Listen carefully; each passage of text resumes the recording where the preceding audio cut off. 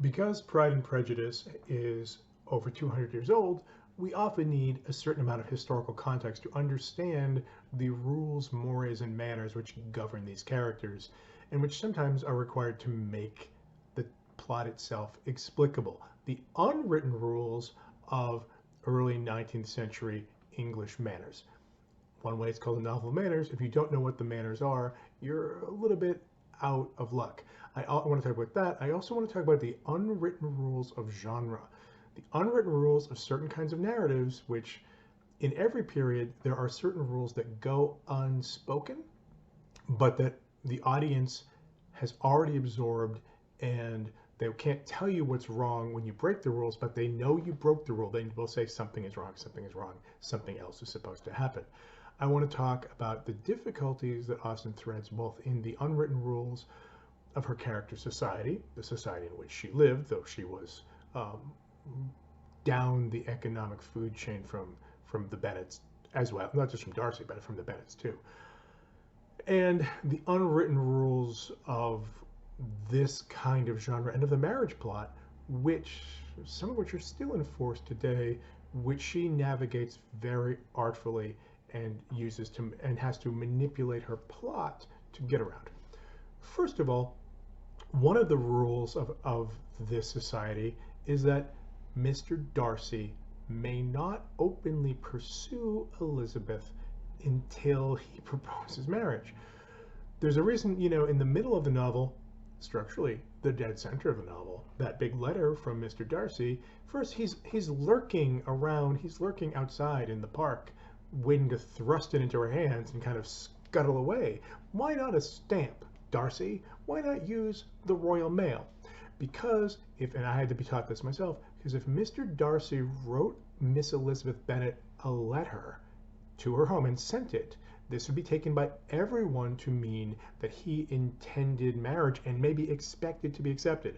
Having been turned down already, the D-man cannot in fact create this impression. It would be scandalous to write to a woman whom you did not intend to marry, or whom you knew did not intend to marry you.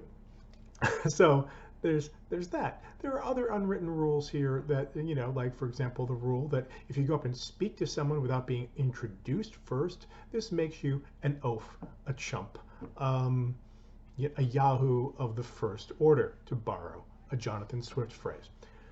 So Mr. Collins walking up to someone just talking, which in 21st century America seems to us friendly, is not done and shows that you are badly bred and you're rude. Just talk to somebody like you don't even know that, like, you get introduced, or you show them the respect of asking to be introduced. It is disrespectful to walk up to someone and just start yakking at them, right? Darcy actually shows himself to be well bred. Later on, he asks Mrs. Gardiner, "Hey, would you introduce me? Would you introduce me to your friends?" And yes.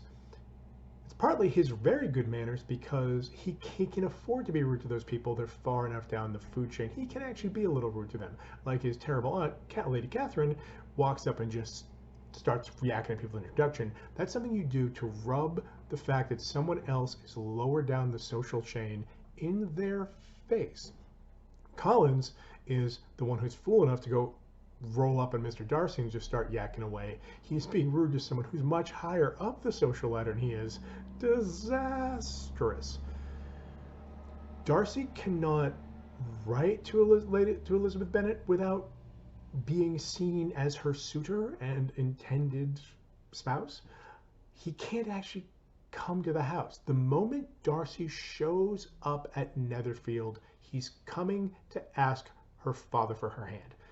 He can't come before that because he can't come without asking his father. There's no other conceivable way, just rolling up on her.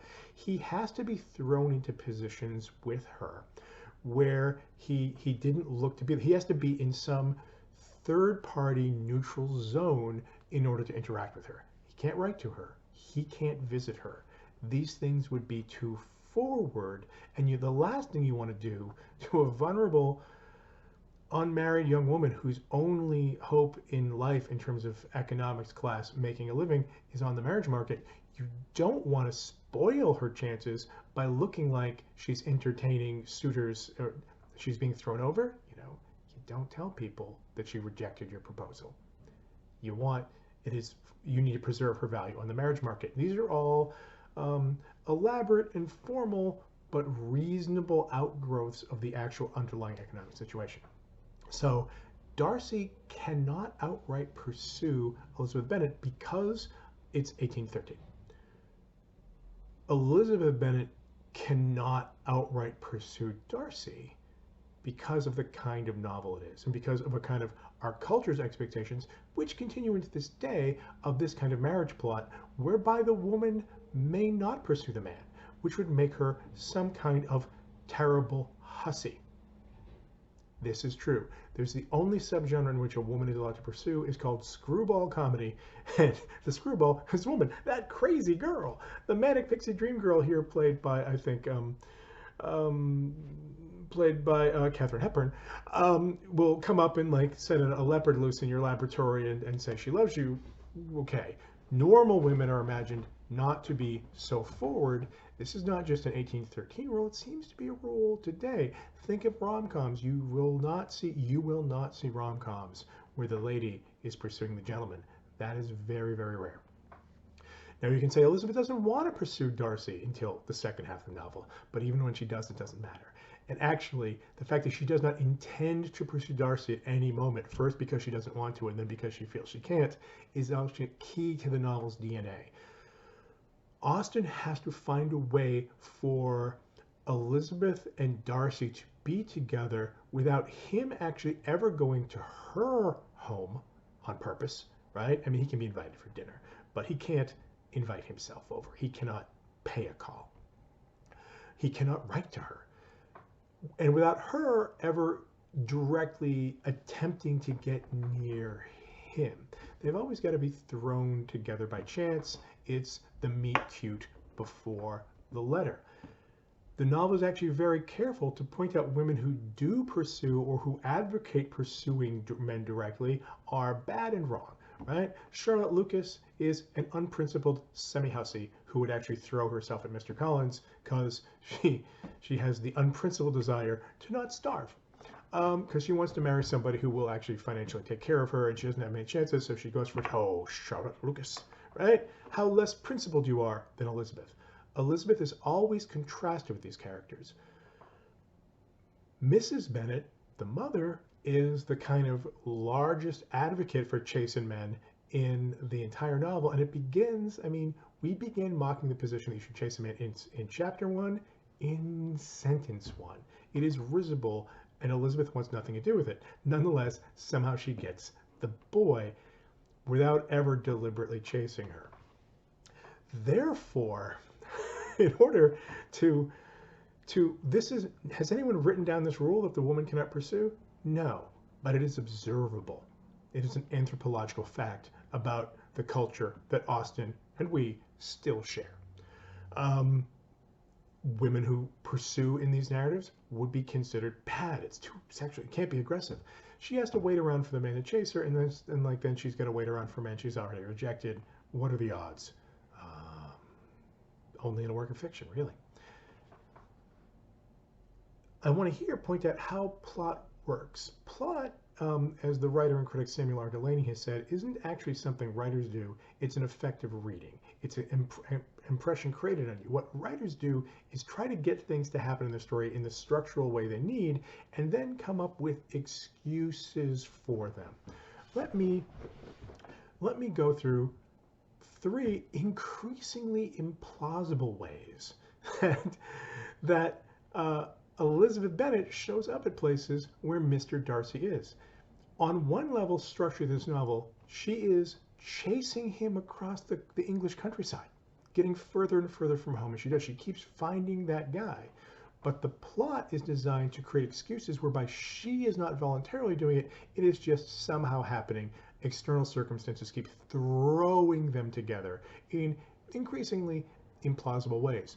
Part of Austen's vast narrative artistry is how natural she can make these extremely unnatural situations be. So she begins by hanging out at Netherfield and nursing her sister Jane, who's come down ill. Now, if you read the novel, the impression is, well, Jane had to walk to Netherfield because the father needed the horses in the farm, not for the carriage. And then it rained, and therefore Jane got sick, and therefore Elizabeth had to go over and nurse Jane back to health. And Jane's quite seriously ill, had to go over and be a house guest at this place where she'd not been invited in order to nurse her ill sister back. And this gets her huge amounts of face time with Darcy, and vice versa, which neither of them are looking for. That is not why things happen in this novel. It is an absolute narrative imperative that Elizabeth and Darcy be under the same roof for an extended period of time before volume 1 is over. We just got to make this happen. We got to put them together. Darcy's not going to come over. Darcy can't come over.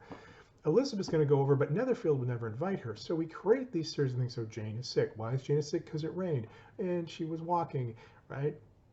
Look again at the real trickery, the way Austen uses Mrs. Bennet as a kind of lightning rod to offload, to drain away the accusations of being too forward and chasing things.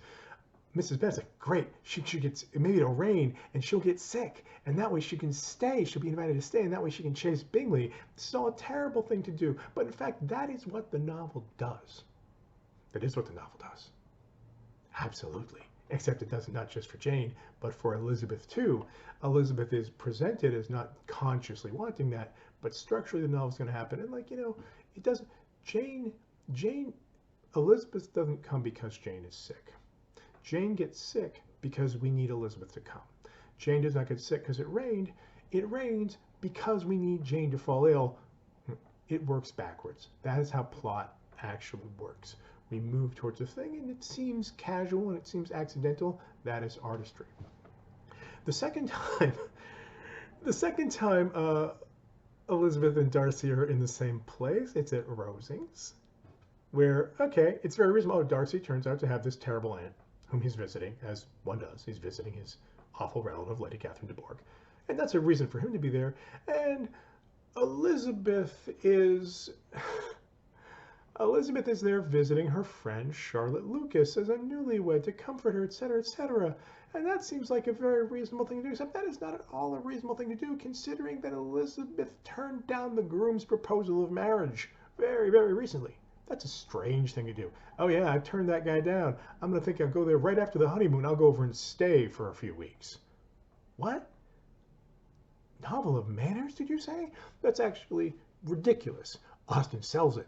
We buy it, right? And also, not only did Elizabeth look down, like reject Colin's proposal out of hand, one of the worst wedding proposals in the history of the universe and of the institution of marriage itself, she also kind of looked down her nose at Charlotte and made it clear that she feels Charlotte is unprincipled.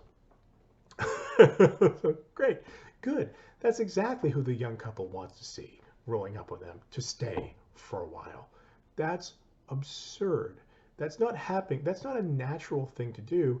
It is simply the most plausible reason Austen can hit upon at that moment, and then she makes it seem more plausible in the telling that he can to get these two kids together without either one pursuing the other, because of that unwritten rule where a woman who pursues is a scorned woman and a hussy and will come to grief. Like our girl Lydia, who chases boys and will come to grief. Finally, Elizabeth shows up at Darcy's house. Of course she does. Of course she does. He can't come to hers. She's got to go to his.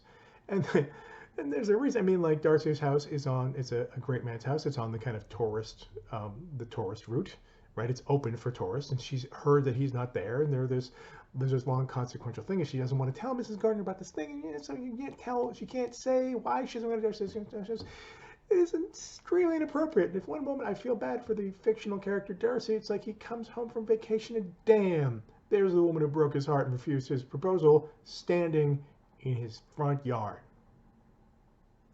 How rude, right? That's a crazy thing to do. Look how Austen leads us up to that. All because the rational thing where Elizabeth goes to get something is not available, is out of the question, is ruled out.